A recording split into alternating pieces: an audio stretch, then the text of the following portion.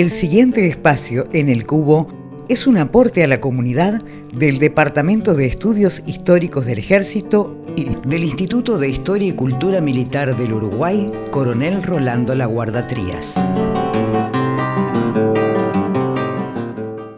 En el capítulo de hoy, en mi nombre, Coronel Alfredo Bravo, junto con el Instituto de Historia y Cultura Militar del Uruguay, Coronel Rolando Laguarda Trías, les vamos a presentar un nuevo aspecto de nuestra historia militar: ser miliciano en los tiempos de Artigas.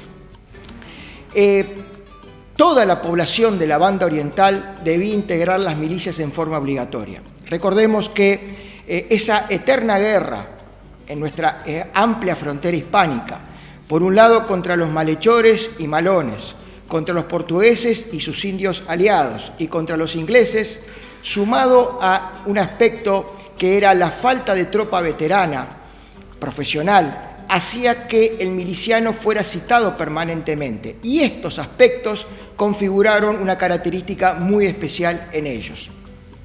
Por supuesto que las exigencias del servicio, esta permanente ausencia de sus labores cotidianas, hacía del miliciano que rechazara y que muchas veces se dudara de la calidad de esa tropa miliciana.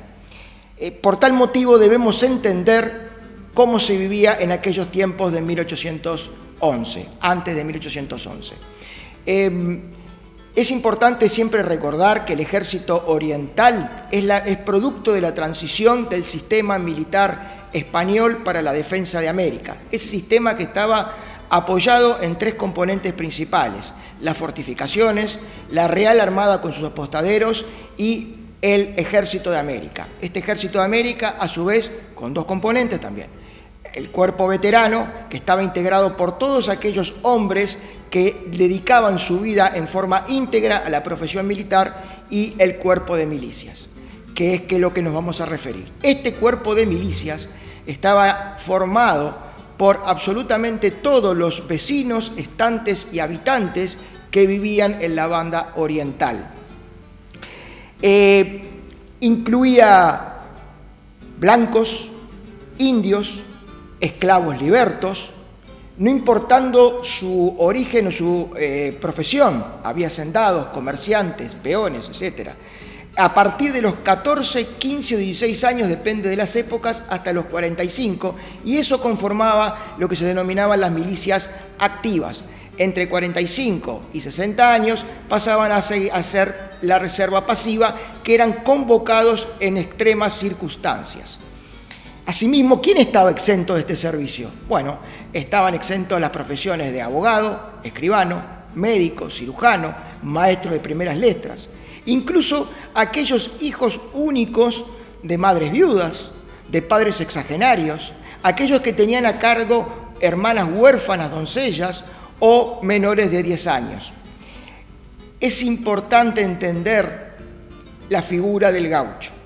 El gaucho en estos tiempos no es lo que hoy consideramos, sino que era una figura que estaba al margen, normalmente al margen de la ley, era una figura que no reconocía la autoridad, era una figura que no tenía un sentido de pertenencia. Es más, Artigas en sus escritos habla de paisanos y no de gauchos. La banda oriental en esos tiempos dependía del Virreinato del Río de la Plata, cuya capital era Buenos Aires. Y a su vez confluían en nuestro territorio tres gobernaciones. Un poco más al norte del Río Negro estaba la gobernación del Yapeyú. Hacia el sur se encontraba la jurisdicción de Río Negro, Yí y el Cordobés, junto con las jurisdicciones de Maldonado y Colonia del Sacramento. Estas tres jurisdicciones conformaban o eran parte de la gobernación de Buenos Aires, cuya capital era coincidente con la capital del virreinato. Y finalmente tenemos la gobernación de Montevideo, que se encontraba al sur, que obviamente estaba constituida por la Plaza Fuerte, ciudad, apostadero naval, que era Montevideo, y el arco comprendido por el arroyo Cufré hacia el norte, de oeste a este la cuchilla grande inferior, pasando por Florida, y hacia el sur la sierra de Maldonado. En cada jurisdicción las milicias se agrupaban en torno a su pueblo o su región y formaban compañías, normalmente de 60 hombres. Esas compañías, que en algunos lugares eran de caballería, 3 compañías formaban un escuadrón y 4 escuadrones formaban un regimiento de caballería, que eran los que combatían a caballo. En la ciudad de Montevideo había un batallón de infantería constituido por compañías de infantería, y a su vez, tanto en Colonia de Sacramento como en Maldonado, también había compañías de infantería, que eran las que combatían a pie. También en las ciudades de Montevideo, Colonia y Maldonado existían las milicias de artillería, que eran las que manejaban los cañones. Las unidades se nombraban vinculando su función, caballería, infantería o artillería, con su pago. Por eso vamos a tener, por ejemplo, el Regimiento de Voluntarios de Caballería de Maldonado o la Compañía de Voluntarios de Caballería de Porongos. Un detalle: el término voluntario era más simbólico, porque no olvidemos que esto era una obligación del servicio. Cada unidad de milicias tenía a su vez oficiales, sargentos y cabos profesionales que constituían la asamblea. Esos eran los encargados de darle la instrucción y entrenamiento a esas milicias, y por eso estas se llamaban milicias disciplinadas. La infantería y la artillería, ¿verdad?, entrenaban todos los domingos del año, mientras que la caballería lo hacía en 2 periodos de 8 días cada uno, luego de la siembra y luego la cosecha, y 1 o 2 periodos más en el resto del año. En el caso de los oficiales, sargentos y cabos, comenzaban desde soldado y eran elegidos en función a sus virtudes humanas, morales y militares, como ser la justicia, su hombría de bien, el conocimiento y su capacidad para el mando. En el caso de los oficiales, la propuesta de ascenso comenzaba desde nivel compañía e iba subiendo, y finalmente era el rey quien entregaba el despacho correspondiente. Ya en tiempo de la Revolución, a partir de 1811, eso lo hace la Junta de Buenos Aires, y en tiempos de la provincia oriental, el propio Artigas. Existían también milicias urbanas que no tenían asambleas y que la función principal era la seguridad de las ciudades, Montevideo, Colonia y Maldonado.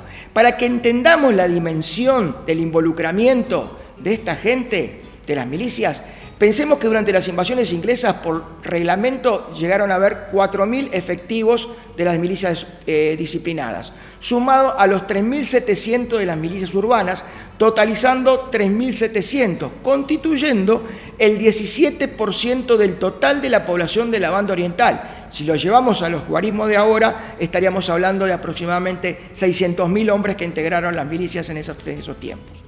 Cuando llega el año de 1811, la admirable alarma, el grito de Asensio.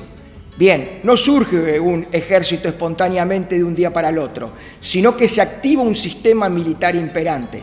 Algunos apoyarán a la Junta de Buenos Aires, otros al Consejo de Regencia en España, pero cada uno va a acudir y luchar por lo que cree. Por eso diremos que desde Mercedes por un lado y desde Casupá y Minas por el otro, las milicias orientales que apoyaron a la Junta de Buenos Aires acudieron a su llamado en sus jurisdicciones a defender lo que creían.